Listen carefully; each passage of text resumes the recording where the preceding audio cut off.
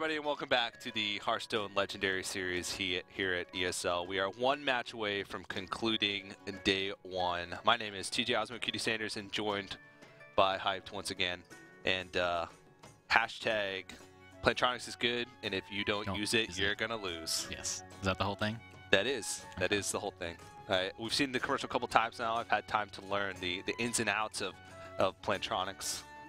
And those guys have been great to us. Of course, you can see behind us, our bear has the Plantronics headset on, one of the sponsors on board this season, definitely helping us out a lot. So I love to see those commercials. But again, last match day is going to be an elimination match between BubSenpai and Fnatic's Kaldi. Loser is out of the tournament, and winner moves on to the playoff stage tomorrow. Both these guys had pretty close matches. Yeah. Yeah, they did. Yeah, BubSenpai, we thought he was going to win. He was like doing so good, and then he lost. And then Kaldi got game 5 against StrifeCrow. MechMage, just MechMage, what can you do? Yeah. And these guys are from like complete opposite corners of the world. Yeah. Literally, Kaldi is from Iceland, and BubSenpai is from New Zealand. Yeah, if you do, there's like a website where you like, where's the opposite side of the world? Yeah. I'm pretty sure they would get each other. Yeah, and both completely different players as well. BubSenpai has only been playing Hearthstone for a couple of months. Kaldi has been a veteran since... he's been playing for a long time. He's on Fnatic with Frezar, I think is the only other Fnatic player right now. And he's got like a puzzle series on Fnatic's YouTube. He's got all sorts of stuff. He's really like deep into the Hearthstone competitive scene right now. Whereas BubSenpai is barely even scratching the surface. He said he doesn't compete in many tournaments. And he just started recently, and he found ESL, and he started competing. So cool. Just two completely different stories for these players. It's really cool to see. That's what we're going for. Yeah. I think that's what Blizzard wanted with Hearthstone as well. Yeah, you're talking about last season, kind of brought Zele and Soundstorm into the spotlight. Yeah. Those guys were... Soundstorm had a little bit of exposure before that, but Zele, he really made his home from the Legendary Series, and he got picked up by Team Archon, and now he streams quite frequently, and it's pretty much because of the Legendary Series that did that. So you're welcome. You're welcome. No, but it's Mage versus Druid is going to be the first matchup here. And Kaldi is right now 0-3 with this Mage. Yeah. StrifeCrow picked up all 3 of his wins in this best of 5 against Kaldi against his Mage. Yeah. He was preying on it. This is why MechMage is good in tournaments, though, is because Druid is so popular. So I mean, if Kaldi doesn't pick up a win here, he's going to be really depressed with the Mage. He's going to delete it. Kaldi is always he gives a greeting every single match. He's a really friendly guy. Okay, I'll take a note. I will make a note to squelch him. I don't want to see that greetings. Yeah. Kaldi was talking to me about Icelandic foods. Hey, what do they got? I know about I know about that. I know all about that. You do? I do. It's fermented shark. Yum. Yummy. Man, so Druids, you'd want the Zombie Chow. He didn't get it, but Keeper of the Grove and Shredder. Keeper actually doesn't kill much, although he can make the choice of whether he wants to silence or just nuke the Mad Scientist. I think you go for the silence here. Yeah. One of the ways that... Or you can nuke the Cogmaster. Does he really want to? No, I think you go with the silence on the... Yeah. One of the ways that Druid can win against MechMage is they have to be able to have answers to like their first like 3 threats. Yeah. Or else the board just gets out of control because they have no way to deal with like a medium-sized board. Like a medium-sized board full of medium-sized creatures. Never does it. Actually, okay, so there's a few options. It's either Shredder or nuke the thing or silence the Scientist. They're all pretty decent. It turns out with no mechs in Kaldi's hand that he could ignore the Cogmaster if he wants. He could silence the... He doesn't even have to nuke the Scientist. He can just silence the Scientist right now. I like silencing the Scientist because Mirror Entity is such a problematic card for Druids to deal with. Especially with his hand right now. Yeah. I think this is a necessity. He does curve out pretty nicely. Like but he could just play the Shredder, and then who cares if you give him a Keeper? You know, it's just a 2/4. Okay.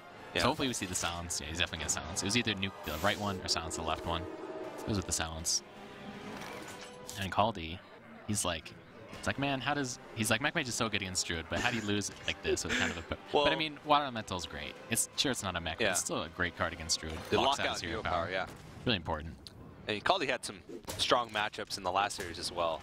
And he gets to the point where I was in such a good spot. How did I even lose this? But it is a different type of mech mage. I mean, it's the Reynad mage. Yeah. Oh no, his is different because he's got Harrison. Oh yeah, yeah. So it's the Kaldi mage. Yeah, Kaldi mage. Okay. It's been dubbed.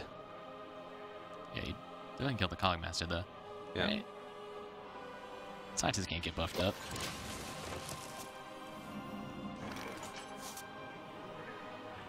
Alright. Wow, that's so awkward. Yeah. It's a clunky hand. I mean, he's playing Harrison. He's playing the Spider Tanks over the Harvest Golem. I say he deserves it because those are the choices that I make when I play Mech Mage. Yeah. With the Blinkchon, I'd say, no, Harrison, that's too greedy. No, Spider Tank, gotta go with the Harvest Golem. So yeah. But I mean, your double 7 drop is a little weird. It's not like those are the cards clogging his hand, but if we saw like maybe his mulligan, maybe he did have some cards in his mulligan like the Harrison that could have got a better mulligan if he didn't have it, but yeah. Alright, so what has he got? Nothing. I mean, now Strife Crow played the Blast Mage that one game. He lost that game anyways, though. Blast Mage is a little weak to Druid playing because 4 HP swipe. Kaldi's got it. I mean, BubSenpai's got it. I don't mind this play. yikes. Oh, it's fine. You just Water Elemental face. Yeah. Your Water Elemental's gonna live. Mm-hmm. As we can see, it's gonna get swiped, but Still, though, that Pilot Shredder ended up being like a 7/5. I'm not sure what this trade accomplishes except for playing around Savage Aura a little bit, which he does have. Mm-hmm.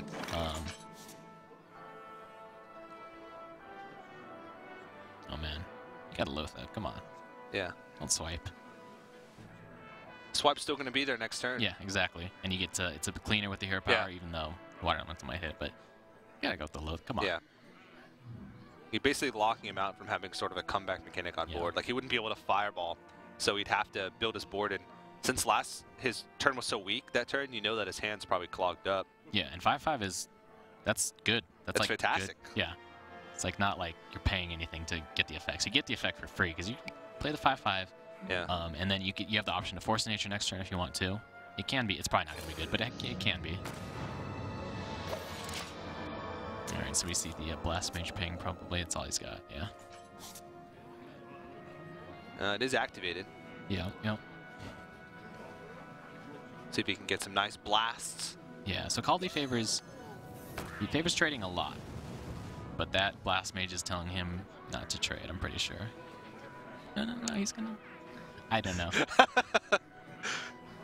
Well, anyways, if he doesn't do this trade, he gets swiped pretty hard. Yep. So yeah, I guess the Water Elemental throwing it in does avoid swipe pretty well. Yeah, he's playing around swipe. Okay, it's pretty good. I take back my Your wince. my no. And he knows that either way, if he has swipe, then he needs to put that 2 damage to face instead of putting in the 2 damage. Yeah, all right, good play by Kaldi, but it worked out. It's perfect. Now He's redeemed himself. We've yet to see Blinkchon played yet, and Blinkchon's one of my favorite cards. Yeah, I love to see it come out. Yeah. So, Just because it's RNG, but it's for both players. yeah. Which is not something that you usually get to see very often. Like, both players get a random element added. It's only a little annoying when it's like you give like a rogue like a win for your weapons. Like, come on, you didn't need that. Give him Doomhammer, and then it's... It is annoying though when you use it and like one player gets the clearly superior weapon. Like you play it and you get a Light's Justice, and you look over and they have like Gladiator's Longbow, and you're like, all right, come on, come on, that's man. not fun. All right, so he's a little worried about he doesn't want to get Big Game 100. Although on 7 mana, Swipe Wrath, that's about it. Just making the call he doesn't have Swipe Wrath. 5/7, like Druid just can't deal with it efficiently. Sounds like that's not good. You sort of have to though, because if you play Ancient of War, he just has an endless cycle of fireballs. I'm just saying Kaldi's happy with that. Oh, yeah, yeah. And followed up with a Dr. Boom. Although I am surprised that he played it with the Clockwork Gnome in hand. You'd think he would have saved it, but like I said, 5/7's pretty solid. Yeah. He just saw the swipe. He knows the swipe wrath is on going an to empty happen. board. He's thinking that, he's going to be able to make this thing live for a long time. He's seen a keeper as well, too, so putting him on having a second keeper or that's pretty much it. Is he dead to innervate combo, though? It's 25. It's 19, 18 plus 5, 23. Not quite. dead to innervate combo. I'm so much he's- better at math when I'm not casting, I swear. Everybody is. It's a curse, man. It's the curse. You sit behind this desk and you look at this monitor, and you just can't do math. I don't even try anymore. I just let the caster do it. And Dan doesn't do it either. So when there's counting to be done, it's just a standoff. I'm not going to count. I'm not going to count either. Well, then we'll see what happens. All right. What does he got? Nothing. Well, I mean, he could try and cycle with Wrath, but if he doesn't pick up anything, then he could have a dead turn. So he actually doesn't know that there's 2 fireballs because those weren't made off Antonitis, right? No, they weren't. No, those are just good old-fashioned.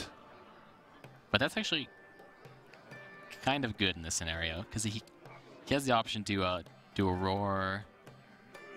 Not really. If he roars, oh man. If he roars, he can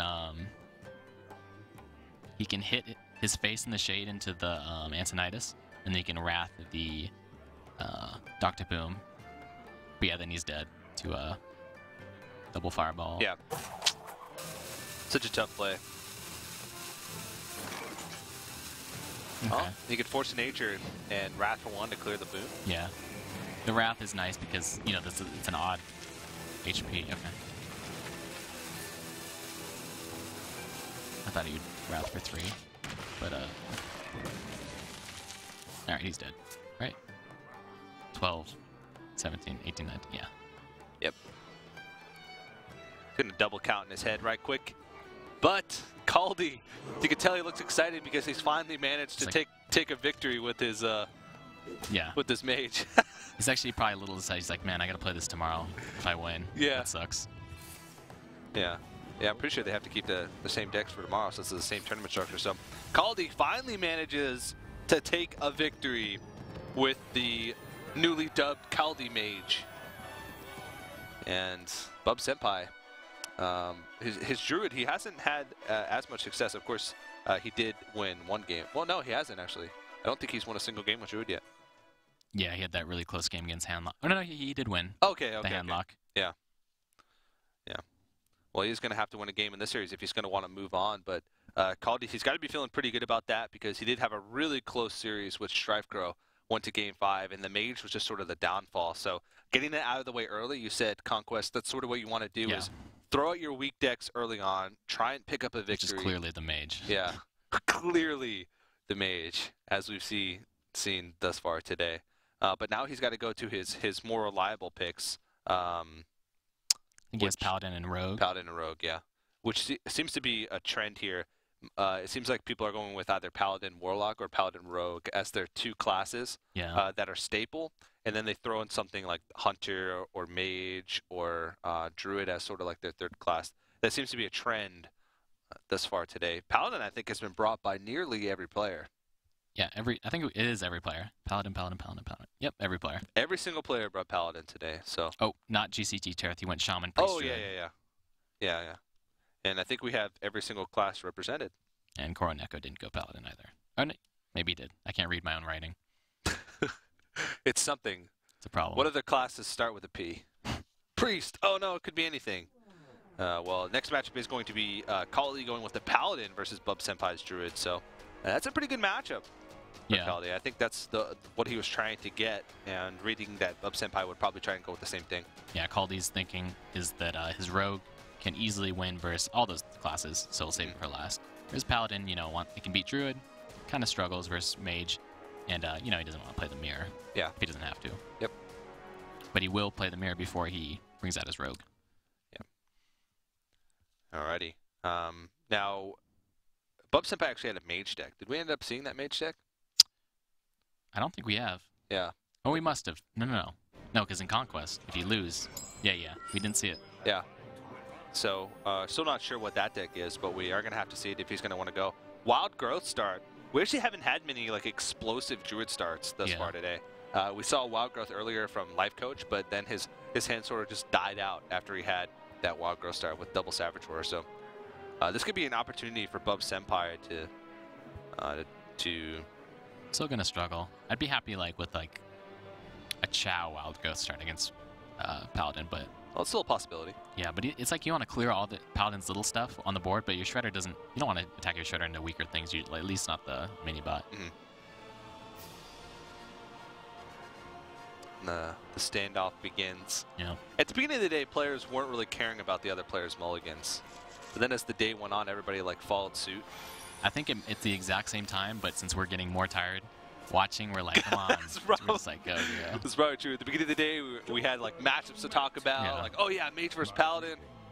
And now we're just sitting here staring at their mulligans, wondering, wow, they've been staring at each other's mulligans for about 5 minutes now. No, it's been about 10 seconds. All right, so he's got a good curve, the Druid, but it's more like he doesn't want to trade down with any of those things. He just wants to go face with all of it. So he'll probably just taunt the Druid of the Claw and then go face with the Shredders. A little bit awkward with the coin. Do you throw down a tempo Aldor here? Oh, man. Is it a tempo out? You'd lose an attack. But, I mean, what else can you do? Yeah, I guess here... you kind of want to you don't really want to fall. Oh no, it's an Anoyotron now without taunt. Oh no, it's oh, you don't. Okay. Oh, you don't have to. Okay. I was thinking BGH. I was like, oh geez. Yeah. 7 games in, please send help. All right, Belcher is pretty solid. Yeah, you can follow it up with the Druid of the Claw as well. He's actually weak to that True Silver though, as we see. But the Druid of the Claw would have been weaker.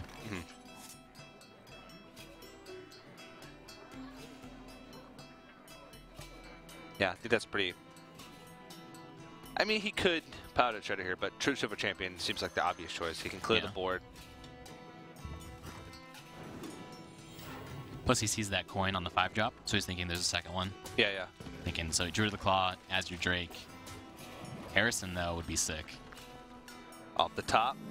Nope. He's got a lot of good things to do, though. I mean, he's so got now 5 you could just play the Shredder. Yeah. But I think you probably still go with the Druid of the Claw, and then you could shred a Wrath next turn. Yeah. A charge is an option, too. Charge the Aldor. But I think you taunt now, because you still have a turn for Black Knight, and then you charge later if you have to, if you want to force Black Knight. And you want him to use that second True Silver Champion charge as well. Yeah.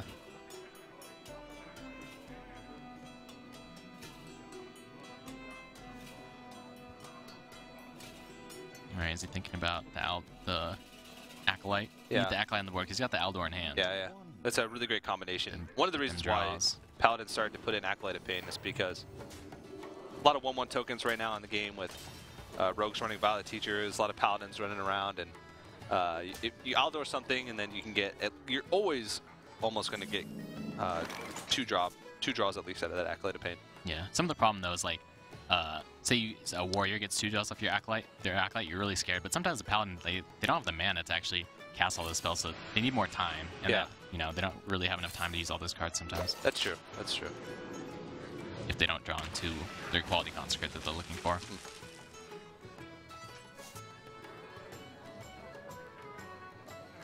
This is another thing. They only get the 1 draw that turn, then they have to wait the next turn to get the draw, so not quite as good. So Bonus on curve. Feels pretty nice here. Yeah, he's been doing all the tempo plays. His the hand tempo Aldor. Yeah. Might see a tempo BGH, a tempo heal bot. Ooh. Although actually he would get most of the heal.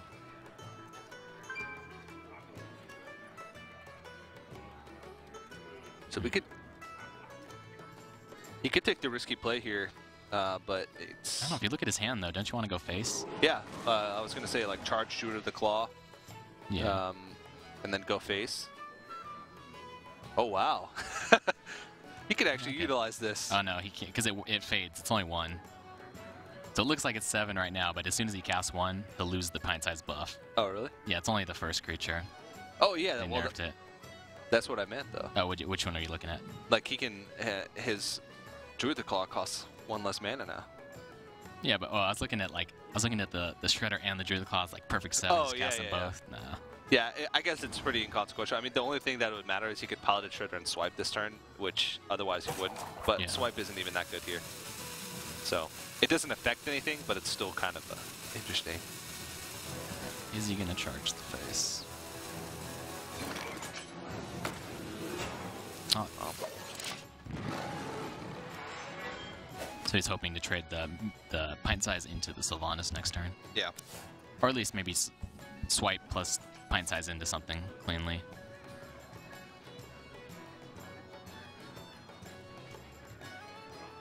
One of the nice things too is about the Shredder is like it's so strong early, but even on those late game turns, you're like, all right, I cleared a Druid's board. He's only gonna play one thing. I'm good to go. And then all of a sudden they do like Shredder, Shade, Innervate something out. You're like, okay, I can't kill all 3 when one has Stealth, one has Death Rattle, the other one's a big dude. Yeah. I like Aldor Peacekeeper on Druid Claw and Consecrate here, and throw the Sylvanas in. It'd probably Yeah, be but it's you weak are to thinking swipe, about swipe. You're Yeah. like 4 HP is the same as 1 against a Druid. but there's not many strong Yeah, what else? other is strong here? plays. Yeah, the Consecrate doesn't do enough. But what else? I guess Consecrate lets him outside play of a that quality Acolyte. Consecrate, how much else is it going to do in a Druid matchup, though? Well, I guess Shades. He shades. Yeah. Okay, is he gonna go for the Acolyte? Yeah. So now swipe. Oh, he's gonna. Okay. I like it. I like that. Just leave it alone. Yeah. So now if he wants to swipe, he throws it into the... Okay, swipe is still pretty good. Swipe Hero Power, kills everything, only gives him 1 draw if he cares about the draw. Which, I mean, if you look at the Paladin's hand, he is going to be in a really bad shape if he only gets 1 draw off that Acolyte. Yeah. Yeah, swipe is awesome here. Maybe he can get away with not hero powering, though, and just playing a creature. Paladin Shredder after the swipe. Yeah. You can play it first to save that mana. No, when the Sylvanas steals it. Actually, I was thinking the Druid would die because I was imagining last turn, but the Druid of the Claw, he actually gets the Druid of the Claw back. Yeah. He can't have it steal the Druid of the Claw with 1 health before he... Yeah. Unfortunately.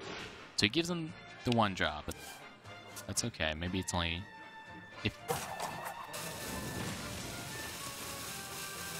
This is fine. Although I'd be tempted. Okay, I thought... Okay. I thought he was going to dodge that, I guess not. Mm-hmm. Yeah, I kind of would have liked to see a hero power more in that situation. Yeah, so the way he did it, he lets him have the Puddle Stomper, okay. And he gives him an extra draw. I don't know if I like that. The other way was just to, you know, swipe hero power. Ooh. That's a good one. Yeah. I think Kaldi was hoping probably for like a 1-1, like a Novice Engineer, Captain Spirit. Then he could have got another draw off it. Made the Acolyte go even further. The Unstable Ghoul, give him 2. I'm always thinking about the Unstable Ghoul. Yeah. It's 2 instantly. Muster, you could feel pretty safe about using Muster here, though. He's seen 1 swipe. It's not that likely that he has the second one already. We haven't been through too much of the hands, or too much of the decks just yet. Yeah. Plus, how sad are you when you muster and they swipe and the swipe isn't targeted on anything really relevant? They're just basically swiping face. Yeah. And then you get the weapon.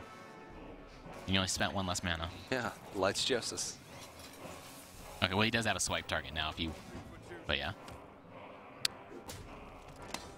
Gives you 1 extra draw, though. Once again. Oh yeah, this was the Spectral Knight deck. Yeah. So like pure mid-range. Yeah, it turns out that, oh man, giving the Acolyte multiple draws is actually huge because the Paladin's hand was awful. Yeah. And now it's okay. amazing. Yeah. And well, he's going to get more draws. It's going to get better and better.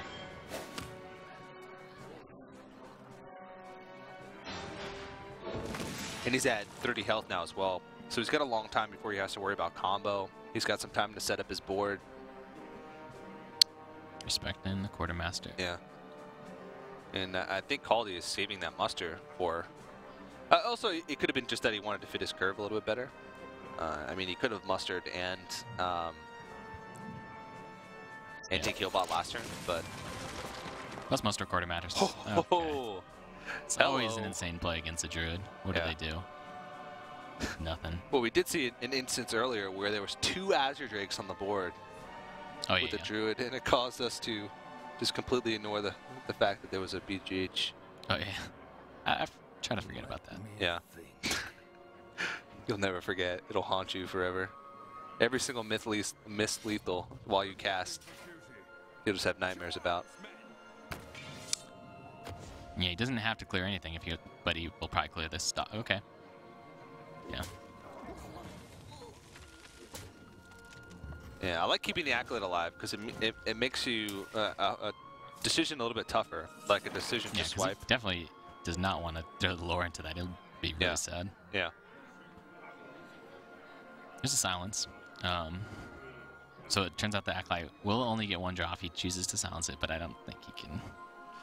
Oh man, what do you do? I don't think you can afford that because what if Tyrion comes down next turn? Yeah. I mean, he can't afford that just because like that doesn't clear the board. Silencing, he needs like the nuke. I don't know. Silence, attack. Pretty rough. He could use combo, clear the dudes. Yeah, clears quite a bit actually. But then how's he gonna win? I don't know. The Paladin is out of cards, but then he doesn't get the silence off. But okay, so nuke that one, Wrath another one. Then play Kazan Mystic. Yeah. Okay, so looking for something. Swipe isn't even good enough. Wow. Was BubSenpai the one playing 2 big game Hunter? That's interesting, and the Mystic. That's crazy. That's a lot of tech cards. Yeah. He was really expecting a lot of Hunter Mage, which are probably 2 of the least represented classes so far today. Yeah. It's like 3 mages, 1, including his. So 2 mages and a Hunter. And 1 Hunter. That's rough. The Paladins are going secretless today. So.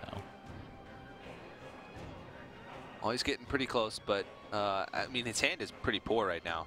I would just probably double consecrate here. Yeah, it's pretty good. Just push in. 14, 15, 16, 17. Yeah. 1 damage off. Is it really? Did I do math that bad? I might have done. We'll see. I think it's only 13 damage. Let him figure it out. You're at that point already? Okay. You've been initiated into the elite group of casters that refuse to do math. Okay, you were right. He's 5 damage, or 5 health off is still pretty good. But, I mean, he's pretty much out of cards at this point.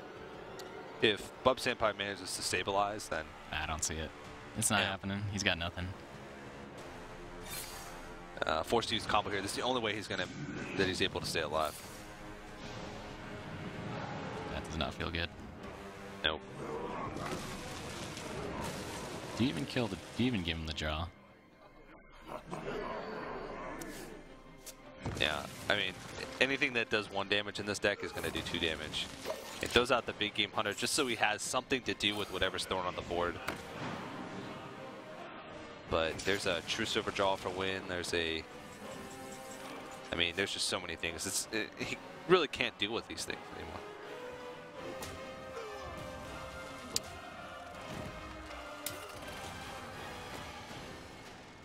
Like, I see your big game Hunter. He's like, I got balls too. I'll throw mine out there too. All right. All right, there's pretty much nothing crazy negative off that, like the, but we'll see. I want to see, so I'm happy he swiped. Wow. Cold yeah, all the things, the player with the Sky Golem, almost everything benefits you to if you're gonna like trade your Sky Golem into something, you do it first. But if you're the opposing player, you don't really want to kill the Sky Golem because there's nothing that's gonna help you as the player killing the Sky Golem. But there are things that are gonna hurt you like that. Yeah, there's nothing like a Doomsayer or Lorewalker Cho can sometimes be a little bit tough to deal with depending on what classes you're playing or you're playing against. But Kaldi's going to take a 2-0 lead in this series, and once again, BubSenpai falls a little bit short with that Druid deck. So Kaldi only has to win 1 more, and that is with his Rogue. Yeah, pretty solid. Can win versus anything. Yeah. It's going to struggle versus that Druid deck with the Spectral Knight. Oh, that's very true, yeah. But it can still easily win. Yeah. Spectral Knight is a card that is very good against Priests, very good against Warriors, very good against Rogues. Yeah. It does die to it can die to Flurry these days pretty easily. But these days. Anything can die to Flurry these days. Yeah. Nothing is safe. Rags can die to Flurry. You Flurry down a Rag. Yeah. Flurry down a Jiraxis on the board. Easy. Nothing is safe from the wrath of the Royal Rogue. But if you're BubSenpai in this situation, I mean, if he's been paying attention, he has. Well, he's actually told the decks beforehand with Conquest, so yeah, he knows what deck is remaining. So, if you are BubSenpai, do you stick with the Druid or do you? It doesn't go matter with much. The Paladin. He's out. Yeah. But yeah, so he definitely doesn't want to go with the Paladin. He'll go, or maybe he's like, all right, let's get it over early. It's like I got to win with the Paladin. Let's just do it now before I waste my time with these other 2 matches. Oh, he sticks with the Druid once again. So he, you got to get that win with it, but he's really adamant about getting that win first. Yeah. So I agree. The Paladin thing that I said, like, let's get the game over with. That's the wrong attitude. That's probably losing attitude. Yeah. So it's good to see he's like thinking positive. He's like, all right, let's get these wins. And we'll get the Paladin win. Hyped is a bad influence on on Conquest tournament players everywhere. He's starting to get bitter towards the end of the day, but. This is last match of the day. BubSenpai is actually 1 game away from being eliminated, and Kaldi is 1 game away from securing his spot tomorrow in the playoff stage. Of course, whoever wins this series does still have a grueling road ahead of them. Losing that first match in their group means that they have to play 1 more match than everybody else, so it's a difference. Even if they win, they still have to play like 3 matches tomorrow if they're going to want a chance at winning. But here we go. Mulligan's up on the screen. Violet Teacher Sap is what you want. So you coin the Violet Teacher, and then you just sap his Shredder when he plays it, and you win. It's that easy. Yeah. There you go. Well, if BubSenpai doesn't pick up the Wild Growth. More guides from Hyped at tempostorm.com. Check out my snapshot. Anyone hasn't. Do you think he'll keep that, though? Does everybody see that type of play? I would definitely keep. The Violet Teacher's a definite keep. With this hand, since you're going to coin the Teacher, you don't really want to play the Thalanos on 2 because you want to dagger up. You know, if you didn't have the Teacher, you can sometimes you play the Thalanos out on like turn 2 or 3 to interrupt their Druid, make them hero power it. But with a hand like this, you don't. You definitely just want spells to go with your Teacher. And I think Sap is great, but some people have it in their mind that Sap is like something you play later. Yeah. But against the Druids these days, they don't have big things to sap. You don't want to sap Dr. Boom. You don't want to sap Lore typically.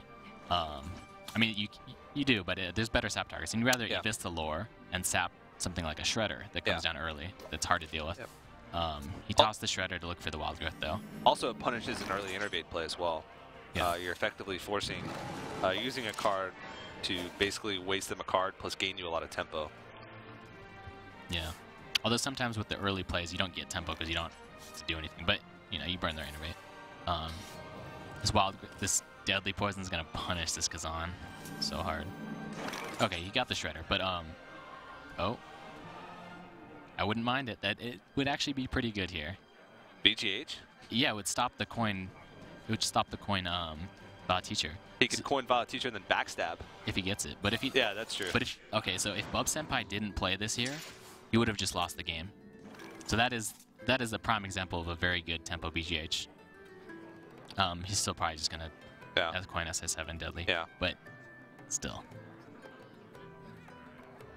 So if you don't do this play, then you could get punished very hard.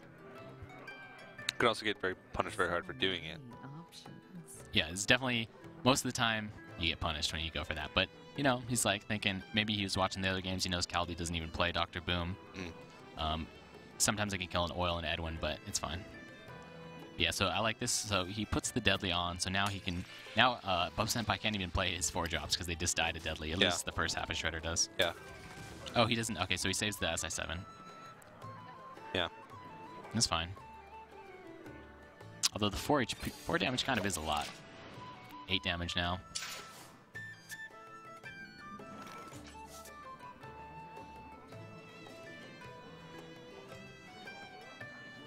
Alright, so no good Teacher plays, but he has to play it.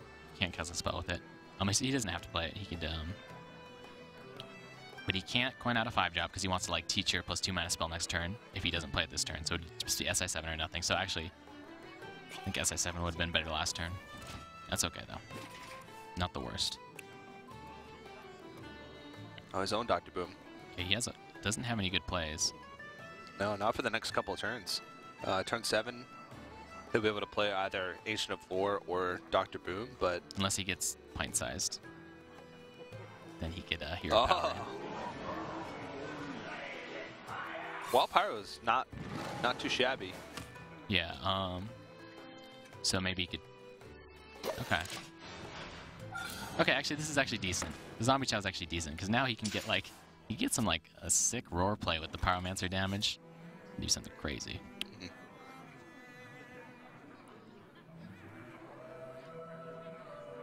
So we talked about it a little bit earlier, but there were some plays that happened where there was an early flurry used. Yeah. You were very critical of it.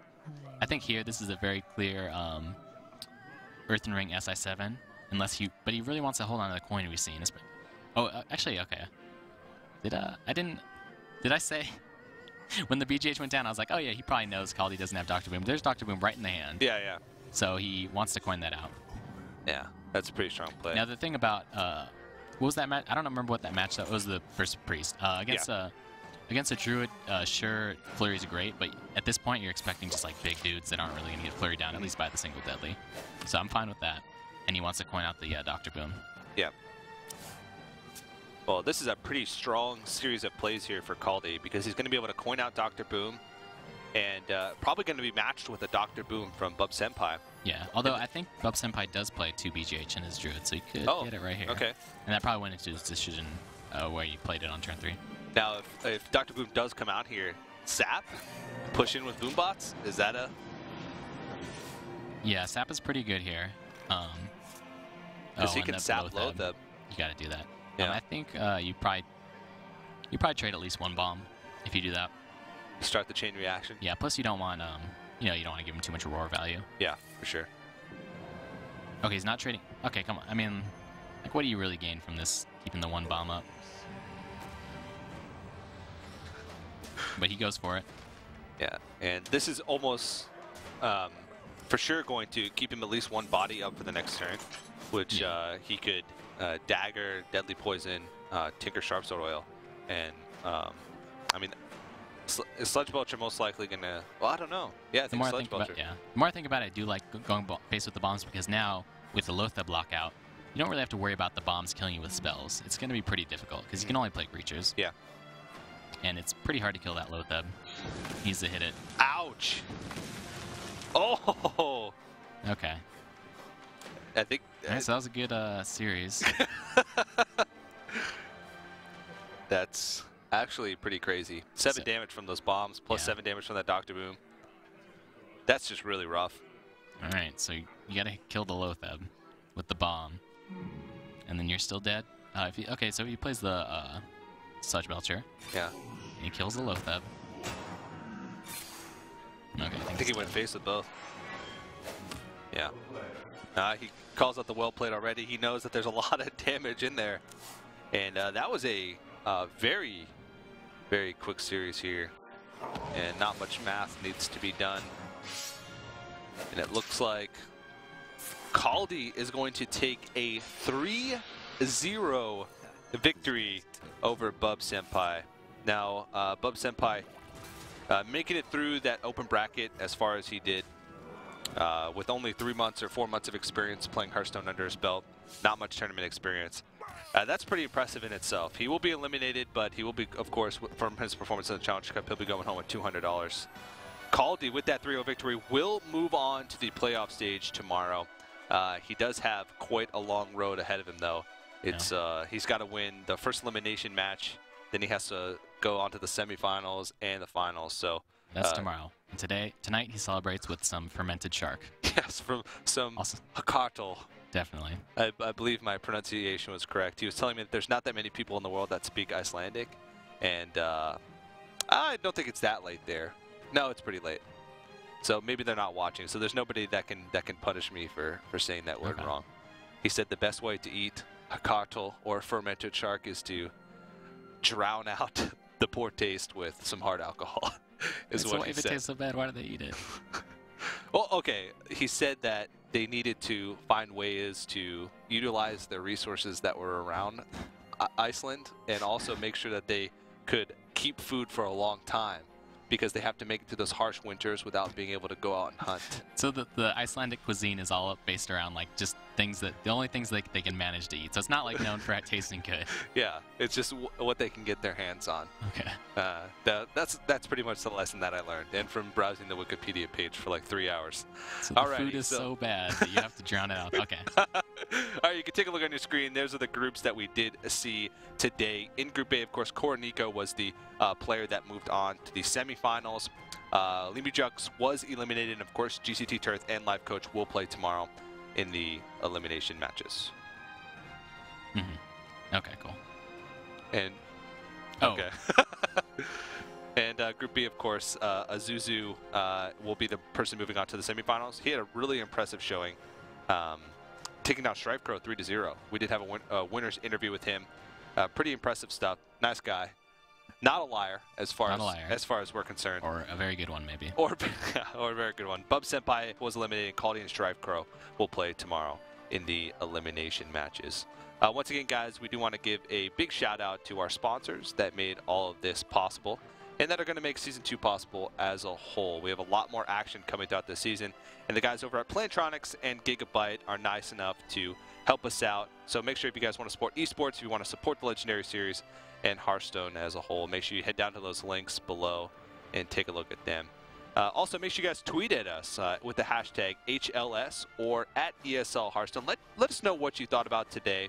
Let us know who you're rooting for, who you want to see play tomorrow, and what are your thoughts are on the matches. I'm sure we'll be checking Twitter after the game today. So, Hype, do you have any? What are your thoughts on the match today? Do you have any last words? A lot of good matches today. A lot of close ones. A lot of good play too. Or maybe we just didn't see it in this place. But it looked like everyone played very well. And I mean, it makes sense if they had to make it through that 1,000 player bracket last weekend. And yeah, pretty good. Yeah, it was really exciting. And of course, guys, we have giveaways for those lovely viewers watching. Go to esl.gg/legendary giveaway. We have 50 packs to give away. We have Plantronics rig headsets to give away. As you can see, our bear back here won a giveaway. I stole all his packs, though. Oh. So he's not going to really have much of those. But, of course, guys, we will be returning tomorrow with the last of the elimination matches for the group, plus the semifinals and the finals, the conclusion for week number 1 of Season 2 of the Legendary Series. But that's going to be it for us here today. From everybody here at ESL, thank you for watching, and we'll see you tomorrow.